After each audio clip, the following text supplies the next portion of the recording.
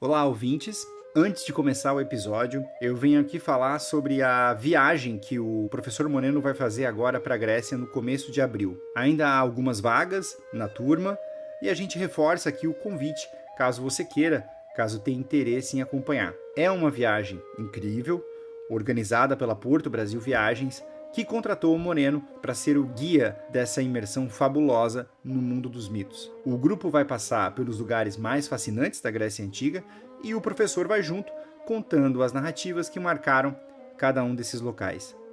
Eu fui a essa viagem no ano passado e digo com total tranquilidade que ela transformou a minha relação com a cultura clássica e eu recomendo muitíssimo. E é uma recomendação sincera, viu? Eles não nos pagaram nada, isso aqui não é um publi. O link para saber mais está na descrição deste episódio.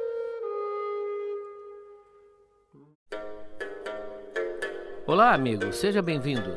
Eu sou o professor Moreno e você está ouvindo mais um episódio de Noites Gregas, o podcast dedicado aos mitos e às narrativas que herdamos do mundo antigo. Olá, amigas e amigos ouvintes, eu sou o Felipe Speck, o estimado Hermes, responsável pelas comunicações aqui do Noites Gregas, e neste episódio, que é o quarto sobre o Hércules, nós avançamos um pouco mais na história do virtuoso filho de Alcmena e Zeus. Vamos do quinto trabalho, que são as estrebarias de Álgias, até o penúltimo, que é o Jardim das Hespérides. No meio, teremos amazonas, aves com penas de bronze, um touro, um gado e cavalos criados à carne humana. O meu prelúdio de hoje traz um pedido, uma recomendação e um aviso. Primeiro, o meu pedido de desculpas a vocês, porque na última hora do oráculo eu subi uma versão com erro de edição que prejudicou especialmente a narração do nosso querido Thor. Se você quer dar uma segunda chance para mim, ou ouvir novamente a graça e a convicção do nosso jovem narrador, volta lá que agora tá tranchando.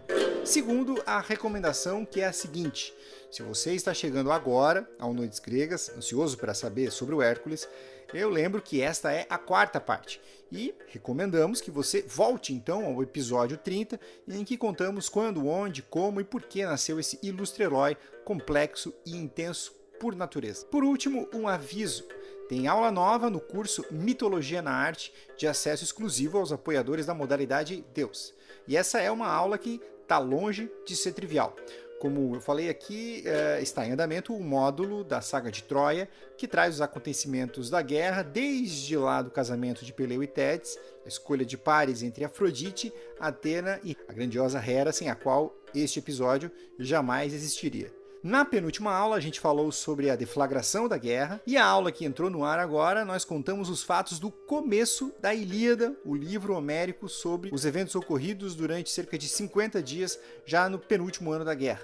O professor Moreno narra por meio de quadros, esculturas, retratos e cerâmicas. O primeiro canto da Ilíada começa com a ira de Aquiles contra as ordens injustas do Agamenon. Então, se você gosta do nosso trabalho e quer nos ajudar a manter o projeto no ar, considere fazer um apoio ao podcast em noitesgregas.com.br. Quem faz parte da nossa gentil comunidade de apoiadores tem como retribuição acesso a materiais exclusivos a cada episódio, além de várias aulas já publicadas no curso Mitologia na Arte. Quer ver? Lá a gente já publicou 3 módulos. Um sobre os amores de Zeus, com aulas sobre Alcmena, a Semele, Leda, Ganimedes, Io, Europa, Calisto e Danae. Um outro módulo com a história dos principais heróis, tem o Teseu, o Perseu, o Belerofonte, o Jasão e o Hércules, ou seja, tudo que você ouve aqui já está lá recheado de imagens para você aprofundar o seu conhecimento sobre mitologia, e o último em andamento, que é justamente a saga de Troia. Encerrado o prelúdio, vamos então à quarta parte dessa nossa série sobre o Hércules, em que, como eu disse, vamos do quinto ao 11º trabalho. Um bom episódio para você.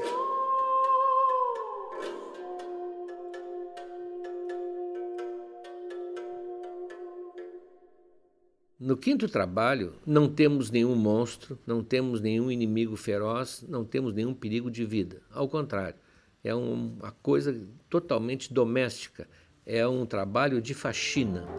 Claro que é um trabalho que foi previsto para humilhar Hércules. Há um rei chamado Augias, ou Augias, alguns até dizem Aúgias, diga como quiser, que tinha um gigantesco rebanho. Era um dos homens mais ricos em termos de gado do momento na Grécia. Por uma graça divina, esse gado nunca ficava doente e reproduzia com grande facilidade. Então ele terminou juntando uma quantidade incrível de animais, a tal ponto que um livro, manual de escola na Grécia, usava o gado de Augias como a representação do infinito.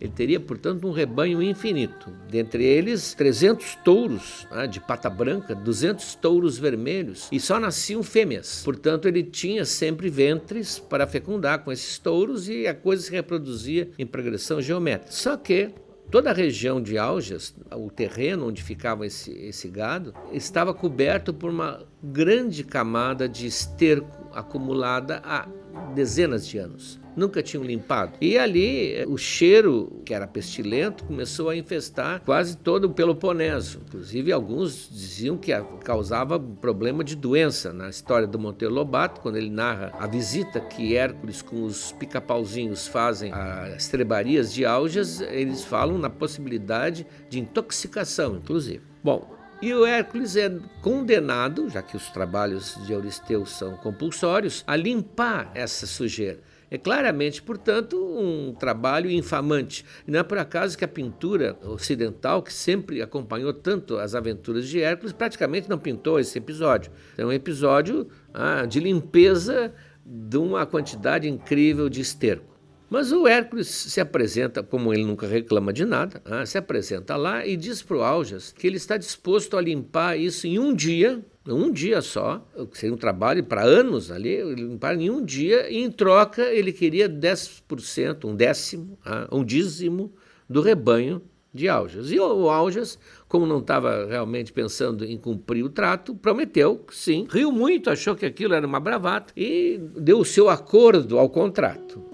Bom, o Hércules tinha, ao se aproximar da propriedade de Augias, tinha visto que acima da propriedade, num nível acima, corriam 2 rios, o Alceu e o Peneus. São 2 rios ali da região de Elis, essa região onde mais tarde Hércules vai construir a cidade de Olímpia, como está lá até hoje. Então ele cria diques, pequenos diques, porque os rios da Grécia, quando se fala em rio, não se pense no rio brasileiro. Os rios da Grécia são pequenos riozinhos para o Brasil que tem essa massa d'água única no mundo. Então esses pequenos rios ele desvia com um dique de pedras e faz a água descer em direção à propriedade de Augias. Lá ele abriu buracos no fundo da estrebaria, na construção, para que a água não derrubasse tudo, e de roldão aquela água toda desviada passa por aquele terreno e leva consigo, vai amolecendo e vai transportando e vai carregando toda aquela imundície que empestava a região.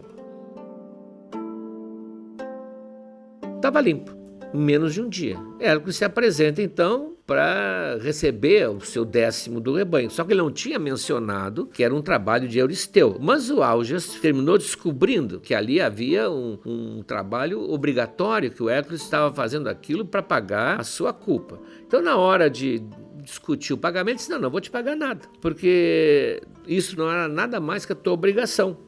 E aí o Hércules discute e leva a questão ao tribunal. E um dos filhos de Augias, o Fileu, fica indignado com a injustiça que o pai está fazendo. Fica indignado com a canalice do pai e vai testemunhar a favor do Hércules, dizendo que foi tratado, sim. Ele estava presente quando foi tratado. Antes que o tribunal desse a sentença, o Augias então espertamente baniu o filho e Hércules, sabendo que o resultado ia ser contra ele. Bom, Hércules então reúne um pequeno exército e vem cobrar o seu direito e termina matando Augias e mais alguns de seus familiares e dá o reino para Fileu, que é um homem honesto e que se torna, portanto, amigo de Hércules e que dá a ele, doa o terreno onde será erigida a cidade de Olímpia. Isso já apareceu, se você lembra, na hora do oráculo que fala das Olimpíadas. Então as cavalariças de Augias são importantes porque dali vai surgir uma cidade dedicada a Zeus, que é Olímpia, e que até hoje é um símbolo da grandeza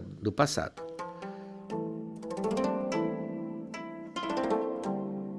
Esse trabalho vai ser um dos que vai ser glosado por Euristeu.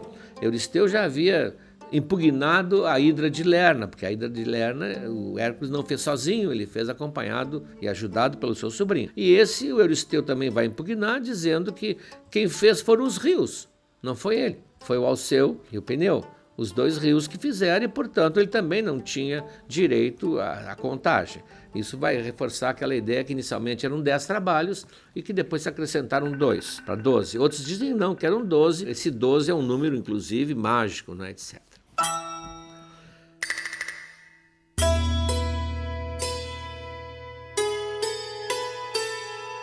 O trabalho seguinte é um trabalho muito estranho. Há um lago na Arcádia, o lago Stymphale, e lá moram aves, uma espécie sinistra, que são agressivas, alguns dizem até que se alimentam de carne humana, e elas têm as penas construídas de bronze, portanto são penas pesadas, e que lançadas lá de cima, elas matam como se fossem setas. Então o trabalho é ir lá eliminar essas aves para dar de novo paz à região. O problema é que elas, como muitas aves até hoje fazem, passavam sempre o dia amontoadas no meio do lago. Lá no meio do lago, em uma posição inalcançável.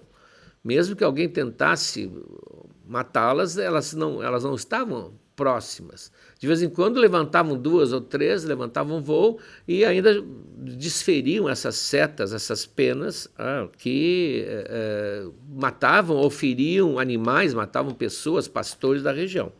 O problema todo, portanto, o Hércules tem o seu equipamento, entre eles tem as flechas, o seu arco, ele é certeiro, mas é como chegar até elas. Então ele está perplexo pensando nisso quando surge a sua orientadora, a sua coach, que é a Atena, a Palas Atena, que nunca vai abandoná-lo em toda a sua trajetória. É o irmão dela, aliás, também. É o irmão que desde nenê ela tem ajudado. Então a Atena traz 2 crótalos. Bom, esse crótalo são 2 objetos de fazer barulho. A descrição que muitos fazem é como se fosse uma madeira que foi rachada e que se bate com ela como se fosse uma matraca. Outros dizem que não, que seria como uma espécie de triângulo de metal com guizos ou símbolos presos. É um instrumento de fazer barulho. Na verdade, crótalo, até hoje, é o nome dado à espécie da cascavel, pelos chocalhos que ela tem na cauda. Então, crótalo, imagine um chocalho ou um aparelho daqueles de bateria de escola de samba que faz muito barulho. É feito por Hefesto, e com aquilo, um barulho ensurdecedor, Hércules começa a agitar esse instrumento na beira do lago e, evidentemente, as aves levantam voo desesperadas.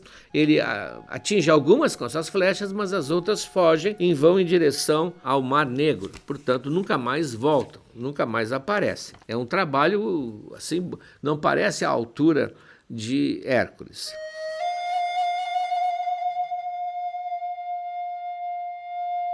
O 7º trabalho é o Touro de Creta. Esse artigo definido, o Touro de Creta, sugere que é algum touro especial, e é o pai do Minotauro. A história de como esse touro cruzou com a rainha Pasífae e dali sair o Minotauro, isso será contada mais tarde, é uma história fantástica. Mas esse touro era um touro que Minos, o rei de Creta, tinha pedido a Poseidon, o deus do mar, para servir de sacrifício para o próprio Poseidon. Minos quer mostrar que ele tem prestígio junto a Poseidon e pede então que Poseidon lhe envie um touro magnífico que ele vai fazer um sacrifício e todo mundo vai então perceber que ele é próximo ao deus. Quando o Poseidon manda esse touro, tão magnífico, tão bonito, que o Minos diz, não, eu não vou matar esse animal, eu vou matar um outro e vou botar esse no meu rebanho. E com isso ele, claro, ele vai ser castigado e o Poseidon, além desse touro produzir o Minotauro, o Poseidon enlouquece esse touro e o touro começa a fazer tropelias por toda a Creta. Então esse é o 7º trabalho. O Hércules vai até lá, o Minos está tão farto desse touro que se apresenta para ajudar, e o Hércules, não quero mais ajuda, porque ajuda não conta depois. Está ressabiado. Então ele pega o touro, domina o touro na base da força, só que Creta fica longe do continente. Ele tem que nadar e nada com o touro a reboque atrás de si. Leva até o Euristeu vê que o trabalho foi cumprido, marca na planilha lá, perfura a cartela, o 7º trabalho está realizado e manda soltar o touro. Então esse touro vai atrapalhar muito na região lá do Euristeu, até que Teseu, isso vimos na aulas de mitologia na arte, nós vamos ver depois aqui quando virmos outros heróis, Teseu dá um jeito nesse touro, né, e vai matá-lo lá na região de Maratona. Então o mesmo touro de Creta vai ser o mesmo touro de Maratona, que é onde ele vai morrer. O oitavo trabalho também é um trabalho estranho. É um rei, o rei Diomedes, não confundir com o Diomedes, aquele da Ilíada, que vai aparecer depois, um dos companheiros de Aquiles. É um rei da Trácia, que é uma região mais selvagem da Grécia, e que ele criou cavalos, alguns dizem que são éguas, com carne humana. Eles comem carne humana, portanto, são animais sinistros e perigosíssimos e completamente enlouquecidas pela ração que elas se acostumaram. A ideia de que ao comer carne humana elas ficaram animais incontroláveis. São essas que Hércules tem que capturar. Ele vai em direção à terra de Diomedes e captura as éguas. Ele está acompanhado de um pequeno grupo de amigos, de auxiliares. Mas o Diomedes, o rei, ao saber que o Hércules está lá com a missão de tirar as suas éguas, ele vem belicosamente enfrentar Hércules, e o Hércules então deixa um dos jovens, Abderos, cuidando das éguas enquanto ele enfrenta o Diomedes. Ele vence o Diomedes e quando volta as éguas comeram o pobre rapaz, simplesmente devoraram. Então, furioso, o Hércules entrega o Diomedes, que está prisioneiro, para suas próprias éguas, que vão ter um prazer de comer a carne do seu próprio patrão, e depois leva esses animais terríveis, animais monstruosos, para Euristeu. Euristeu não quer nem ver, se esconde naquele seu jarro famoso onde ele se esconde para quando Hércules vem com algum animal que ele teme. Euristeu manda soltá-los no Olimpo. Na verdade, ele tenta fazer uma dedicatória das éguas para Zeus. Mas Zeus não quer saber, porque o animal, eles são monstruosos, eles são anormais, e Zeus não preza isso. Então elas são libertadas nas encostas do Olimpo, e ali naquela época, nas florestas que tem na encosta, elas terminam sendo devoradas por lobos e ursos, terminando assim as terríveis éguas de Diomedes.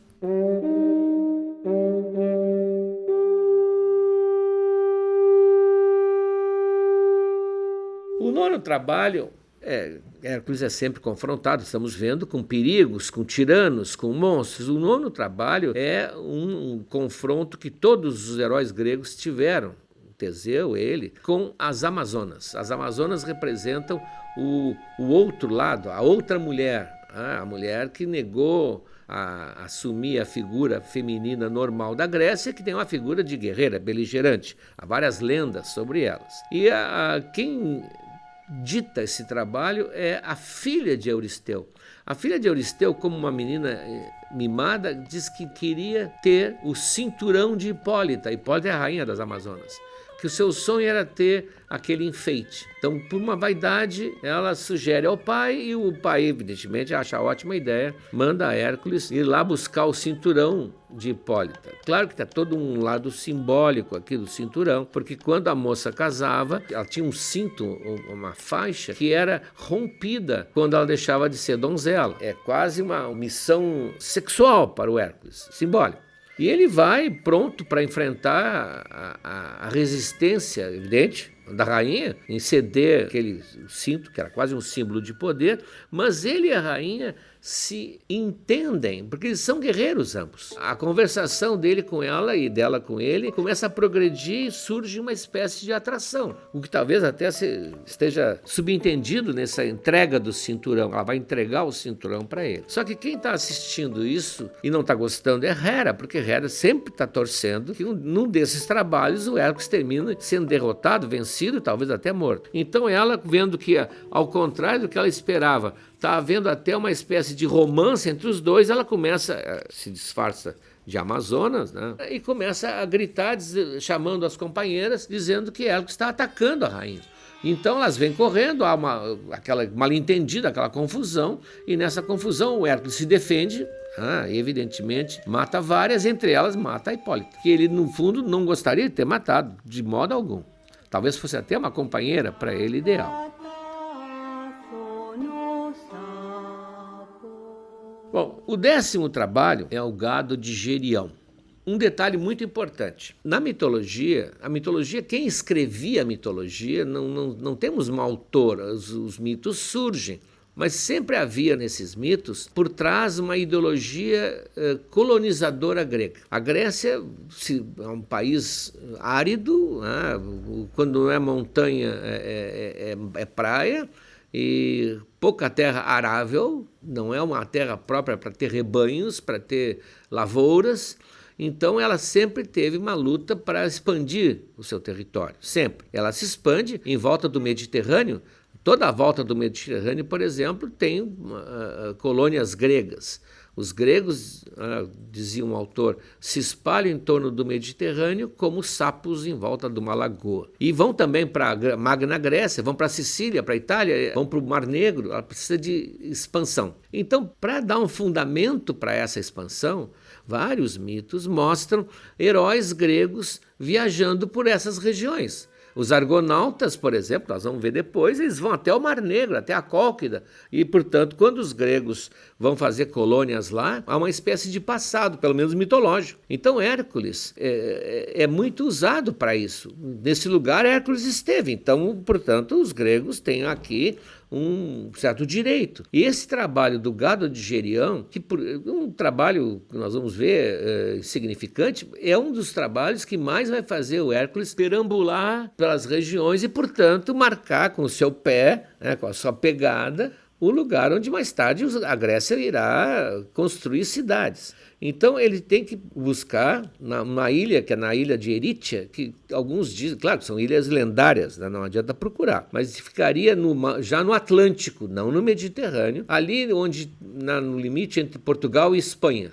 Uma ilha do Atlântico. Alguns dizem que seria o Açores, outros dizem que não importa, não se encontram na geografia os lugares mitológicos, isso é óbvio. Então nessa ilha vivia o rei Gerião, que tinha, segundo o Hesíodo, um corpo e 3 cabeças. Outros diziam que tinha 3 corpos e 3 cabeças. Um dizia que tinha um corpo, 3 cabeças e 6 pernas. Bom, aqui é uma variação infernal. Ele era um personagem inviável. Não tem como fazer, nem como desenhar. São poucos os quadros que vocês vão ver pintando o Gerião, porque para um desenhista fica difícil. Como é que nós vamos desenhar uma criatura assim? Mas esse é o Gerião que ele vai lá, evidente que vai trazer o gado, e para trazer o gado ele vai ter que matar o Gerião. Esse gado é cuidado por um cachorro, Ortus, de 2 cabeças. Ninguém era normal nessa ilha. Que uns dizem que é irmão do Cérbero. O Cérbero tinha 3, esse tinha 2.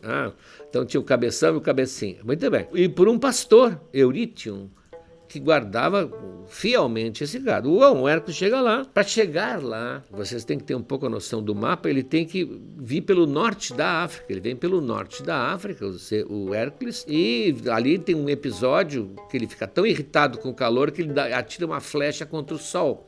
E o Sol se diverte com essa ideia, né? Porque o Sol está muito acima do Hércules, se diverte e admira o Hércules, inclusive empresta para ele uma espécie de taça de ouro em que o Sol todos os dias viaja, seria uma espécie assim de veículo. E então com isso o Hércules vai usar esse barco, essa espécie assim é um barco redondo, né, que boia, para chegar até a ilha de Erítia. Só que quem conhece bem a geografia sabe que o Mediterrâneo desemboca no Atlântico, mas naquele tempo, segundo a lenda, não, era fechado.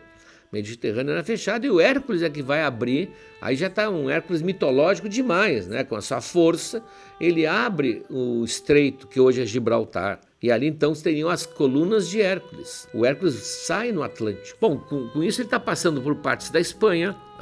Certos mitos são importantes porque eles mapeiam a futura expansão da Grécia. Quem os criou estava seguindo, vamos dizer assim, o espírito da época.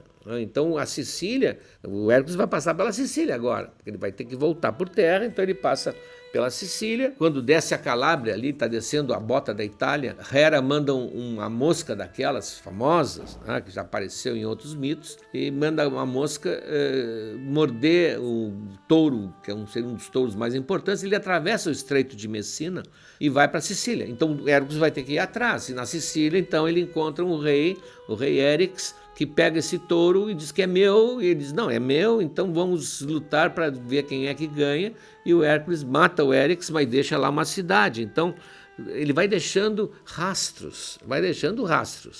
Quando chega na Grécia, ele pega o touro de volta, completa o rebanho, chega na Grécia com o rebanho completo.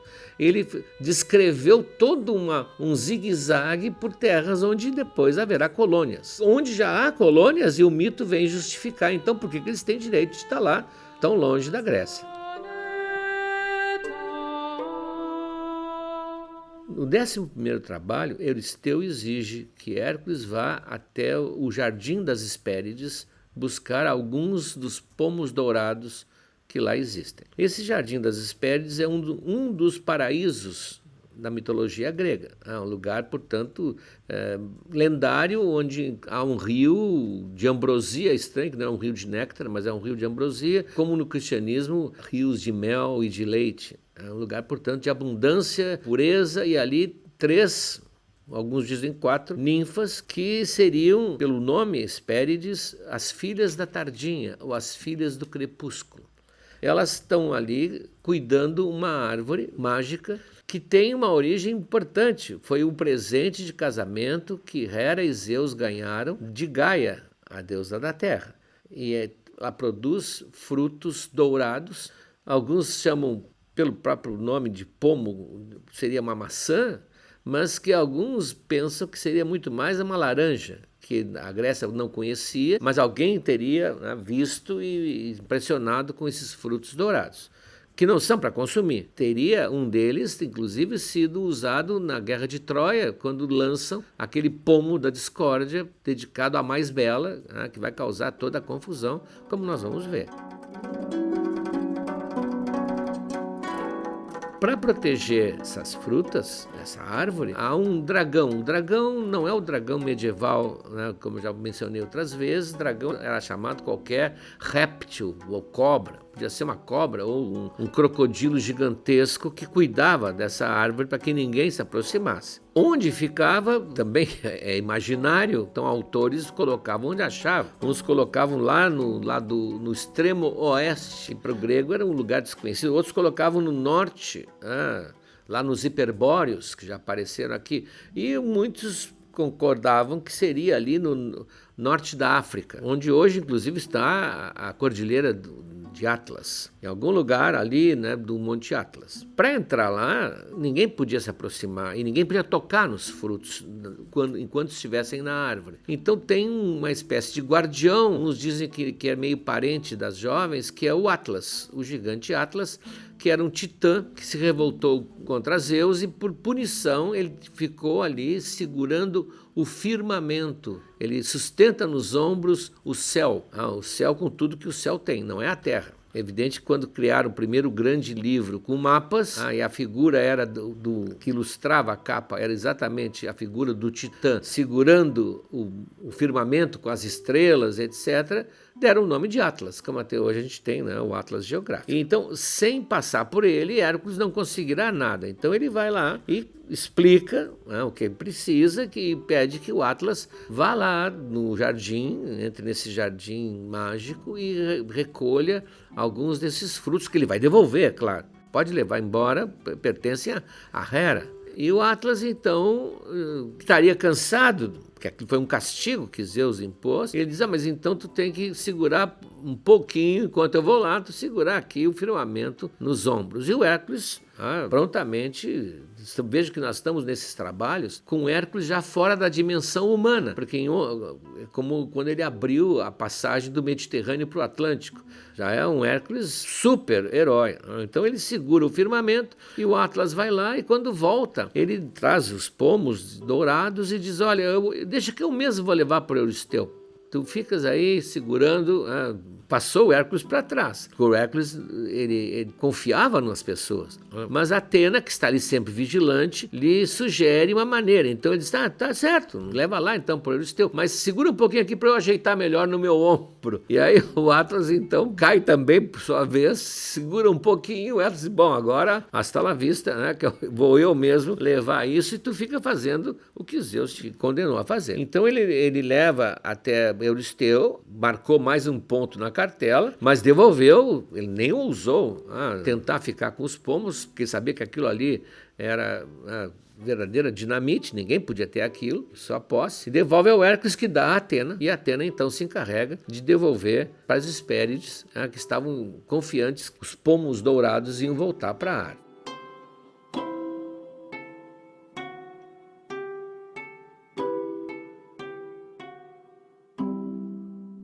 Fica faltando o 12º, que veremos no nosso próximo episódio, que é a descida ao mundo dos mortos para buscar, também emprestado, o Cérbero, o famoso cão de 3 cabeças. E lá no site já está disponível o PDF com os conteúdos exclusivos deste episódio. Tem os pica-pauzinhos assessorando o Hércules em 2 trabalhos, nas Cavalariças de Álgias e no encontro do Hércules com o Atlas, no trabalho do Jardim das Hespérides. Temos um outro texto do Jacques Lacarrière, que volta a campo, um belo texto sobre a importância dos 12 trabalhos na formação do mito de Hércules. E um texto que vale muito aos que ouviram A Última Hora do Oráculo é uma análise do Moreno sobre o relacionamento de Hércules com a sedutora Ônfale.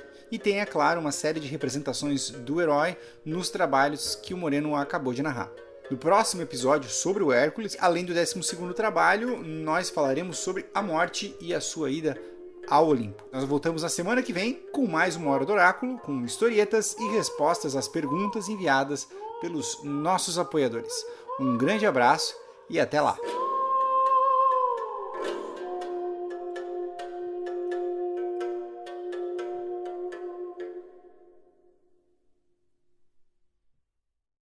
Olá, amigos! Chegamos agora ao 3º ano do Noites Gregas. Já contamos muitas histórias, mas tem muito mais pela frente. Tem toda a Ilíada, a Odisseia, as Metamorfoses de Ovídio e muitas outras coisas. Mas para que a gente consiga seguir em 2023, para produzir esse podcast que nos dá muito prazer, mas também muito trabalho, nós precisamos do apoio de vocês. Acesse noitesgregas.com.br/apoiar. O link está na descrição desse episódio. E veja como você pode ajudar. Um abraço.